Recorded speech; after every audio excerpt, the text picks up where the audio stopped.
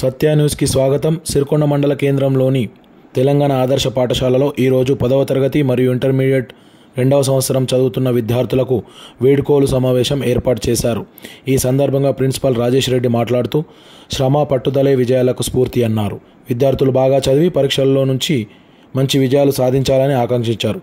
విద్యార్థులు సాంస్కృతిక కార్యక్రమాలై ఆకట్టుకున్నాయి. ఈ కార్యక్రమంలో పాఠశాల ఉపాధ్యాయులు, సిబ్బంది, విద్యార్థులు తదితరులు పాల్గొన్నారు. ఆర్సి రెడ్డి, సత్య న్యూస్ రూరల్ రిపోర్టర్, సిరికొండ.